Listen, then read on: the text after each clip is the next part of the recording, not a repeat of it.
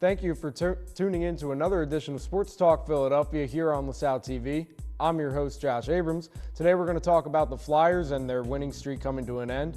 But when we come back, we're going to talk about the Sixers and their new team and how they're faring out. All that and much more here on Sports Talk Philly. 7, 6, 5, 4, 3, 2, 1. You'll never have the sacred stone. Oh, this you crazy mother.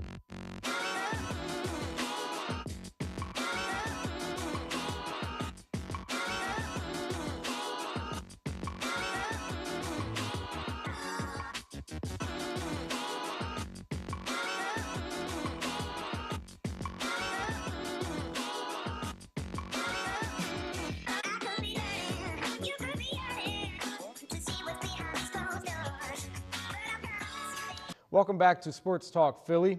Alongside Sam Brown and our new panelist, Jamie Smith, I'm your host, Josh Abrams. Today we're going to talk about the Flyers. They were on a really good winning streak, guys, but obviously you can't win every game. They're human beings. So let's talk about this Flyers team. What's been going right recently, and how can they keep this momentum going as they look for that last or second to last playoff spot? Just chemistry, keep focusing on getting those points. They've been getting outstanding goaltending, outstanding defense, and point production from some secondary players that hadn't normally contributed, but now they are. So as long as they can keep the ball rolling, they'll find themselves climbing up the standings even more.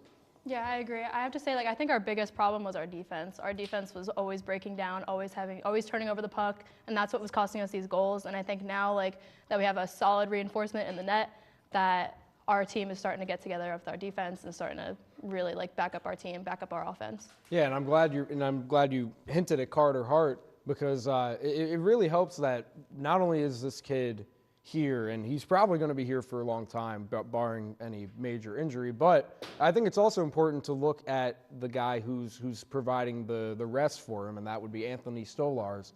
Sam, it seems as if Stolarz is actually – he's really putting up productive numbers for a backup goalie, someone who's backing up Carter Hart. What are your thoughts on Stolarz, and how much longer do you think he would have in this organization? I don't think Stolarz right now has been getting enough credit for some of the surge and success that the team has been having as of late. You need a solid backup goalie to give the main goalie rest, and Carter Hart's been doing more than enough. And Anthony Stolarz has been coming in and filling in when they need him to. He's been stepping up. He had that great win in that back-and-forth game against Minnesota the other night. He had the shutout against the New York Rangers last month. As far as longevity in this organization, I mean, Brian Elliott is on his way back. So maybe he gets sent down to Lehigh Valley, but after the expiration of Elliott and Norvest's contracts, I could see this kid being a backup goalie for a few years down the road. Jamie, this is the first time on your show. We've talked about the goalie situation with the Flyers so many times. I want to hear your just general thoughts on it. I know you're big on Carter Hart, so what are you thinking right now? I think that for the first time in a while that we're looking at a franchise goalie, and I think Carter Hart is going to be in that spot. And I do think Stolarz is a very positive backup to him, but I think that Carter Hart right now is very, very deserving of a spot, and he's so young that he's very up and coming, and I think this is just what's in store for the future. Yeah, and it's only going to get better from here. Obviously, he's not going to be able to play every game, but I think having a backup like Stolarz is certainly important. I really think we should give Brian Elliott the boot and let him take his old talent somewhere else. But in terms of the team itself, it's really interesting every time we talk about this team because they're so diverse in terms of age, right? We talk about how Giroux's been around for a while, and now Couturier, Voracek, Simmons, those guys have been around for just about as long too. But there's also these young guys, these new faces, and Sam, you were pretty big on the new faces that are contributing. Yeah, I'm really bent on these young guys coming in and stepping up. We see Justin Bailey. It was a good move by Chuck Fletcher to go get him from Buffalo in exchange for Taylor Lear. Philippe Myers, who you just saw, he's a top 50 prospect in the NHL. He hasn't played for the Flyers yet, but he's on the roster. He's put up very solid numbers in Lehigh Valley, had excellent numbers in juniors, and I think it's more talent coming forward for years to come. What do you think about the new guys, Jamie? I think a huge standout star is definitely Nolan Patrick. He's been putting up the numbers, he's been scoring the goals, he's been just doing amazing for our team, and I think he's going to be great for our team. Yeah, and like I said, going back to how different this team is, it's going to be really important to hold on to these guys. And I know it's hard to keep a team like that together, but I think eventually it's going to come to a time where Scott Gordon and the front office are going to need to pick and choose which of these young guys they're going to put their faith in. Speaking of Scott Gordon, I'd like to think that this is just such a significant positive change in coaching. The guy standing behind the players when the game's happening. I haven't really paid too much attention to how different his emotions are during the game, but I would like to assume that he shows a lot more emotion than Dave Hackstall did. I think that's pretty clear in the way they've been playing.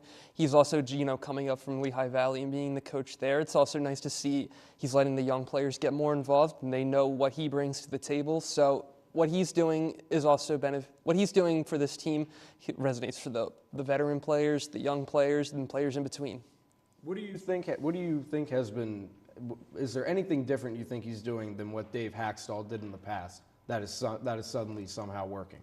Honestly, every time the Flyers would lose, you'd see on all their Instagram posts, fire Hackstall, and I just never knew, what exactly he was doing wrong until they brought Gordon in, and they started bringing in these wins, and I guess it was a good turnaround with Gordon. Yeah, it's really difficult to be able to tell that, I guess, just because, the Gordon knows, I would like to think he knows he knows what's going to be best for this Flyers team. Looking ahead, the Flyers obviously are in a pretty tough position right now. They've won enough games recently to try and to dig themselves out of the grave that they dug themselves. They do need to improve against Eastern Conference teams. It's almost like the teams at the Wells Fargo Center, both the Sixers and the Flyers, love performing to their potential against Western Conference teams. So what do you see in these next 6 games? It's really important to lock it down against your own conference. That's how you climb in the standings.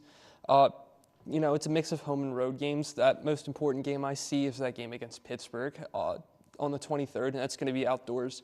And the Flyers have not played historically well in outdoor games, so it's going to be a real test to see if this team is still in it for the long haul as far as the rest of the season is concerned. And that home series against Detroit sort of gives me it kind of concerns me only because I don't like when teams have to play back-to-backs, and they're not going to do 2 straight home games because that benefits them too much. But they're also not going to do 2 straight away games because then you're traveling 2 days in a row. Specifically against Detroit, do you have any sort of superstitions at all? I just think right now we're getting really down to the nitty-gritty, and we have to just keep fighting and get into this, at least a wild card spot. What are you thinking, Sam? I agree with that.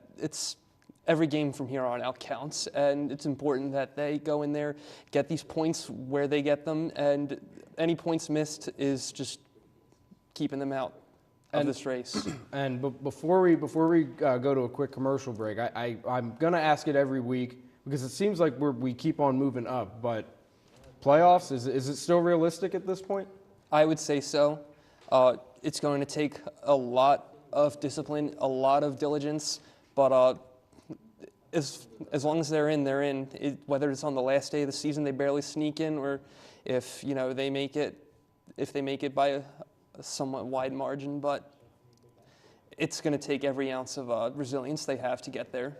Jamie, how are you feeling about a possible playoff appearance this year? I would love to see it. I mean, I'm sure we all would love to see a playoff appearance, but they really just have to keep the streak going, and they have to make up for what they lost in the beginning of the season. That losing streak really hurt us, and I think now we have to just keep fighting for our spot. It's certainly going to be interesting, and I would like to think that going forward that Carter Hart would be our goalie. But what about these other goalies that we have seen before Hart got here? It was really just like sort of a mix-up. Mm-hmm. We only really need one more goalie besides Hart. Are you guys all in on Stolarz being the backup? I am. The Flyers have gone through a litany of goalies this season from, Mike McKenna, Cal Pickard, who remembers him, right? But True. yeah. So I think Anthony Stolarz is it's not a real prestigious title, but backup goalie for the future. Yeah, agreed. I think he's the most standout star out of all of them. He's the most consistent. Yeah, and it certainly helps when you have a guy like him come in for Carter Hart, and he basically shuts out the Rangers, and the Rangers are pretty good. It's not like they're no slouch of a team, but it's going to be interesting to see how they react. I'm going to be there on the 23rd at the Link, so that's going to be an electrifying game.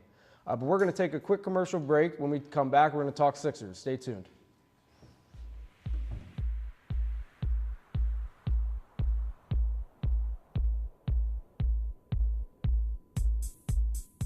Kylie loves to an egg. An egg? An egg. How does a general lose to an egg? The internet to an egg. You know, there is a show for that. It's called Backstage Pass. See the new library plans? No, I haven't. Yeah, they're doing stuff in the library. Oh. In the library? The new library. You know, there is a show for that called LTV News where the action never stops. I wonder how the basketball team is. You know, there is a show for that called SportsTalk. So are you a Carson Wentz or Nick Foles guy? More of a Nate Sudfeld team. Oh, really? Interesting. Wonder where we can hear about Philly sports. You know, there's a show for that called SportsTalk Philadelphia. You like Family Feud? Yeah. You like all shows like that? Yeah. I wonder if LaSalle has a show like that. That'd be kind of cool.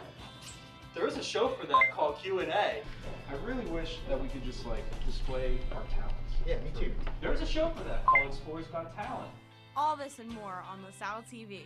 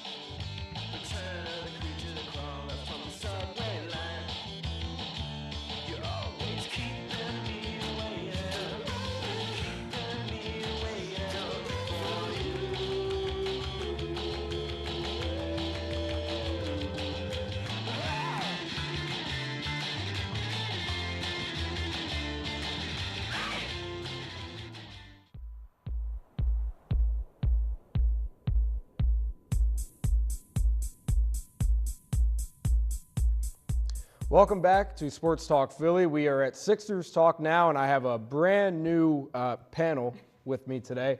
Gia Lancey, Jake Copestick, and Dave Roberts, who thinks he's the prettiest of them all. Not today. Not today, never. Let's get right into it, guys. Brand new team. It's a new era now in the 2018-19 season. How are we feeling? You know, we're coming off of a pretty shaky Knicks win, but nevertheless a win. Before that, it was sort of up and down. So I just want to hear your guys' general thoughts as we get into this new team. And that's open to anyone. So. All right, I got it then. So far, I mean they're 3-1 since all the new guys got here, so I'm feeling good about that. The Celtics loss, it just makes me we can never beat them. I don't know what it is. Without Kyrie, without Horford, whoever it may be, we just can't beat them. So I mean, hey, that was a close game. Tobias had an off day. It was the only off day since he's been here. So there's that. They've been playing well otherwise. So I can't really complain about that. Yeah, it's been like a roller coaster. I mean, the Lakers game was amazing. Then Celtics, obviously, we felt terrible. And then the Knicks was just kind of like, because like it was obvious that we were going to win, but like, I don't know. And yeah, I agree. I mean, Tobias, I think that the chemistry just really isn't there yet, obviously. And I think that that's the thing that they have to work on the most at this point going forward. Yeah, on paper we look like really good, and it's just up to like what we actually do in real life and how Brett Brown plays these guys out too. So I mean, I don't know. I love what I see when we do well. I hate what I see when we do bad. So like, I mean, no one ever likes, you know, a team playing bad. But like, if you look good while you're bad, like I can't really complain. It sounds weird, but like, you know, when we're bad, we're bad. Yeah, so, like, it's weird. It is interesting how different we look when we're on top and when we're in defeat. It's just really interesting because, we're going to get more into the whole problem with the Celtics. We got the Rants coming up later, and Dave and I will get more into that. But I mean, when we lose a game like that to the Celtics, doesn't it just remind you of the playoff series last year? Oh my God. And like it really hurts. And the question is, and obviously every media outlet is going to talk about it, but who do you blame in a game like that? You're down 3, you have a chance to tie it up. You had a chance to take the lead earlier.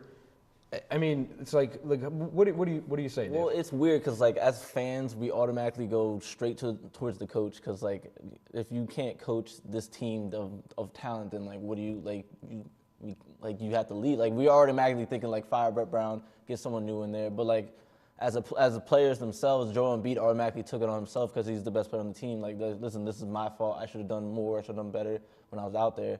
But it's a collaboration of things when it all comes down to it. Maybe it should have been better coaching on certain parts. Maybe Joel Embiid should have went a little bit harder out there. But I don't know. It's tough to pinpoint exactly who we should blame in general. Unfortunately, I think a big part of the blame was definitely Joel Embiid. I think Horford definitely plays him well and makes him work for it. I think he was just like he said, he was sleeping for a lot of the game, and he was taking dumb threes, and especially at the end when there was plenty of time left on the clock, he really needed to make a smart play, but he didn't. And I think the Celtics literally, it's just all a mental game with them. They own us mentally. Yeah, it's really hard. And going back to your point about Embiid, I really don't want to see another game where he takes 8 threes. I mean, I know you're not. I know Jake. That just can't happen. I mean, it's still a part of his game that's getting better, and he'll even be the first to admit that he's better down low or off the dribble. So I'd rather see him do more of that. But it's just that Horford always gets the best of him. It seems like Horford had 23, 8, and 5, and it was a very efficient 23, 8, and 5. He was not taking a lot of shots, and the shots that he took, he made. So it just sucks to see that Embiid is a beast against everybody else, and he does play well against Horford, but Horford also plays well against him, and that's the one matchup that I feel that we should dominate every time we play the Celtics.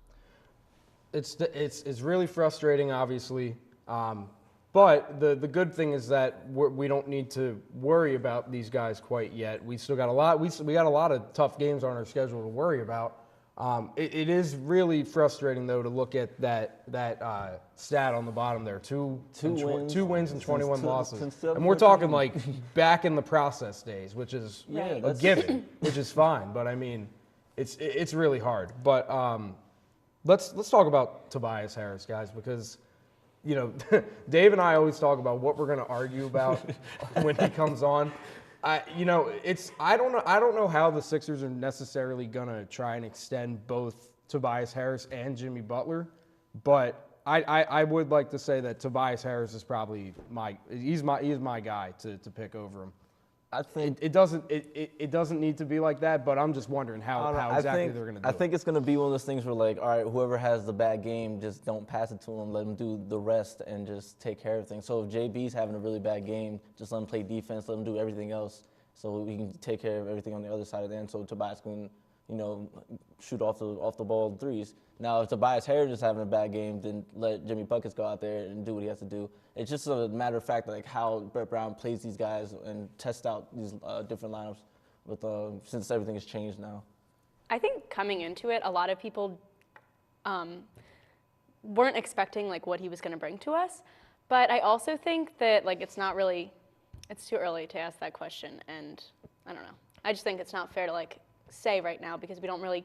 The chemistry just isn't there with him yet. And I mean, I wasn't expecting it to be there right away, but I think we still have to give it a little bit of time. Yeah, that's understandable. Yeah, I mean, I do agree with Dave. I think Brett Brown, he still is to have more time trying out lineups and everything. But I think Jimmy Butler really is the key now because we know that Tobias can exploit mismatches. He can score. He can shoot really well. But I think the key now is to, when Ben Simmons is on the bench, have Jimmy Butler come in at point guard and just find other ways to get him involved. Because if we can have 4 guys and even 5 with Redick, putting up 15 to 20 points a game. I mean, that's going to be hard for anybody to stop. Yeah, I mean, before you go on, like the Golden State game where you see when Ben Simmons did come out, they put Jimmy buckets at the point. It was really, honestly, I was like, how's this going to work out? But it worked out really well, and it was really something to see. So hopefully we can go forward doing that, like more of those types of lineups, and maybe some more magic can happen.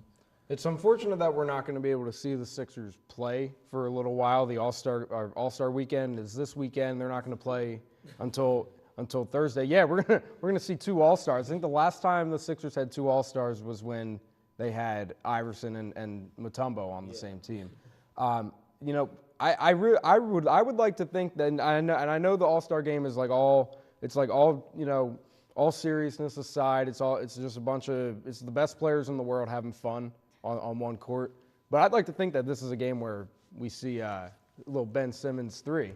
I mean, we saw him try it out in the Lakers game. I mean, why not? If he's wide open, we're going to hear, I know the crowd's going to be like, shoot. Like, every time he's wide open at the league, they're going to tell him to shoot. So hopefully we get to see one just. Not get too excited. I think he can make it because it rattled out the last time. I think we're going to see a straight cash shot this time.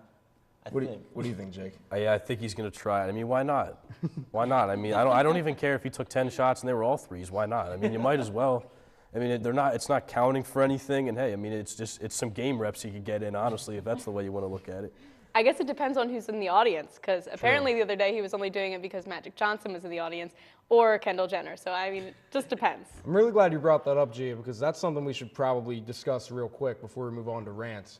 Does this Magic Johnson situation at all concern you about Ben Simmons' future with the organization? I think it's all chatter. It's like years ago when DeAndre Jordan and Mark Cuban were talking, everyone was like making a big deal of it, and then he re-signed with the Clippers again. So I mean, I think it's all chatter until June comes and we just figure out who's actually going to do what. That's when the rumors really start. It's all just back and forth now. Okay.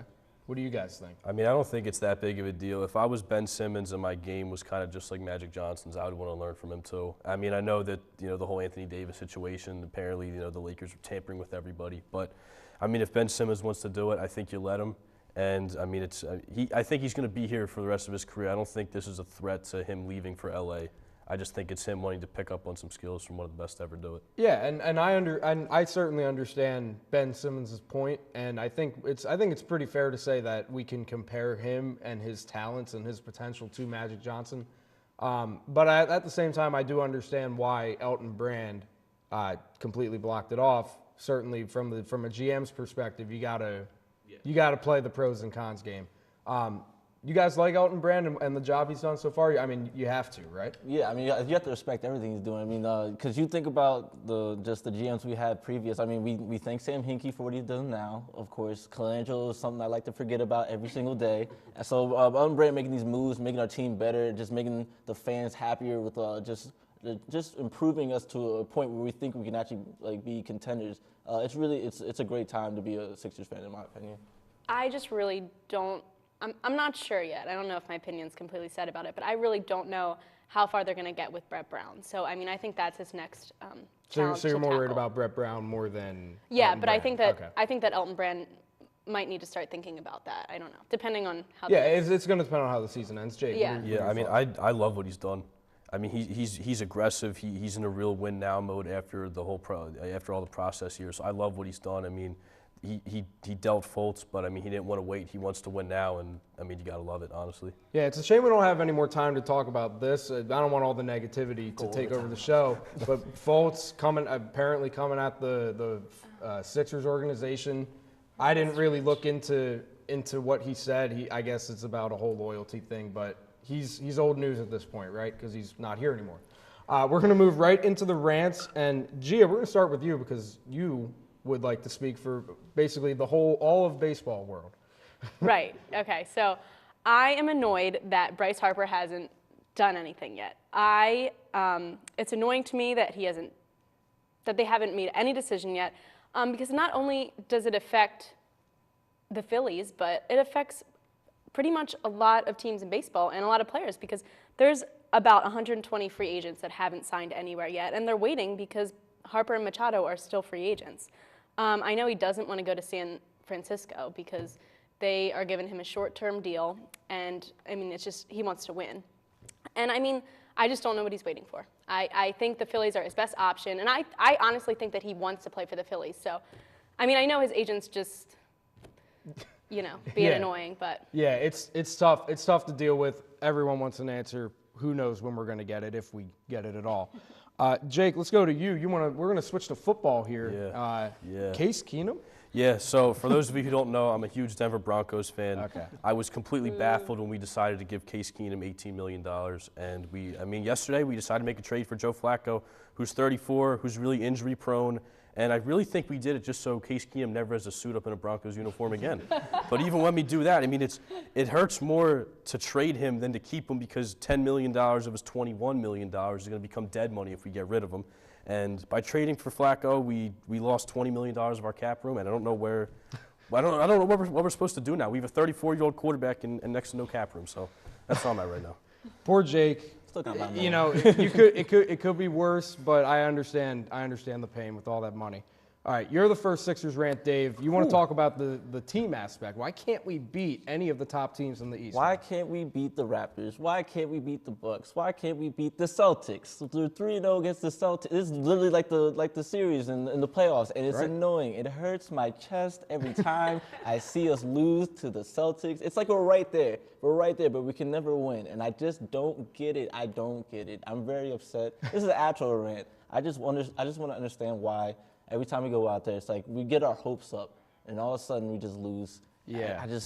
With no Kyrie, I just can't. I can't do it. Yeah, I can understand that. I'm going to kind of bounce off of that. I understand that we've had our struggles this season against the best teams in the East specifically.